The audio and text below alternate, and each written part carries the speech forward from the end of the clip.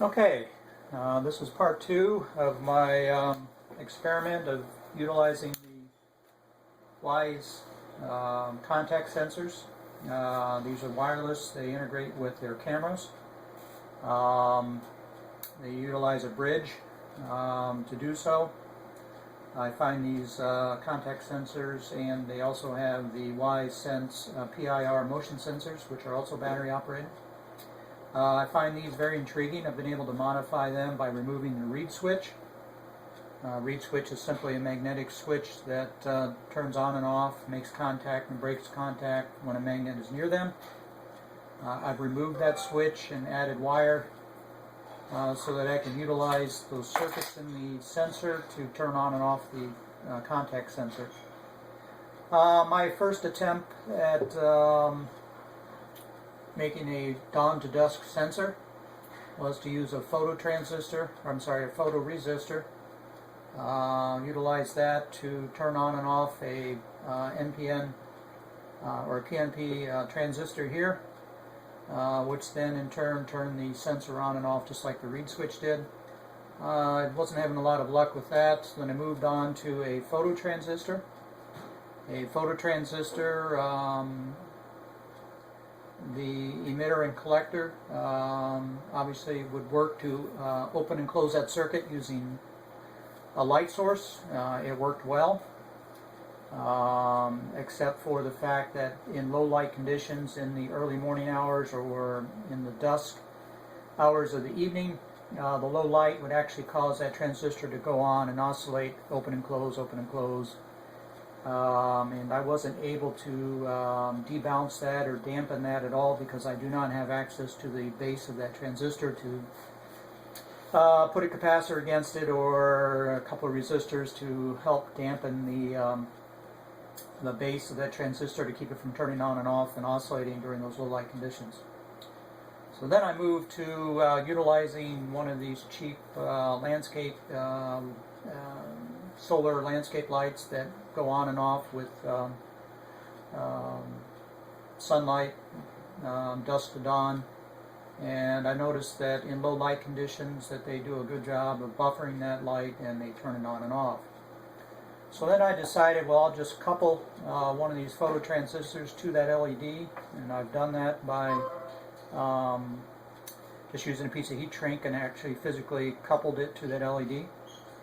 So that now when there is not sunlight on this solar panel, it actually turns the light on, which then makes the contact, you can see it just went to closed position here for the D2D.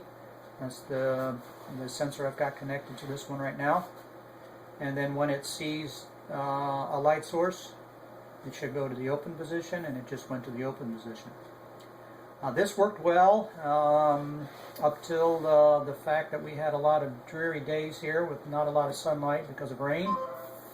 And they only last till about 2 a.m. in the morning, and the battery goes dead. And by the way, they have a rechargeable battery inside these lights, and when the battery goes dead, the light goes out, and obviously it won't make it through the evening. It might have to do with the fact that I only paid 97 cents for these lights, and the solar panel on top may not be big enough to keep this battery charged. Possibly in a different area of the country where their sunlight is more direct, and they don't have dreary rainy days like they do here in Indiana. So then I decided to move to utilizing one of just the solar panel itself on one of these lights. The solar panel itself can generate about 1.5 volts DC when it's in a light source. So what I've done is I've taken this light and actually connected it to my PNP transistor, and my transistor then is connected to the Wyze sensor. So all I've done now is when I get a light source, as you can see in my voltmeter below there, this is the dusk to dawn one shown here, and it's in the closed position now, meaning I have continuity through that transistor. And now when I remove my light source, it goes to the open. and my voltage goes up to 2 point, it should go up to about 2.1, 2.3, or there it is, 2.7. So it's in the open position now. When it sees light, it ought to go into the closed position. And there it went into the closed position. So I really like this setup. I think this is going to be the way to go. This will be the first evening I'll have it outside and operated. It doesn't take any power source, any battery to worry about. Just directly related to the amount of sunlight on it. If it's enough voltage coming from the solar panel to turn on the base of that transistor, it will turn that circuit on in the closed position.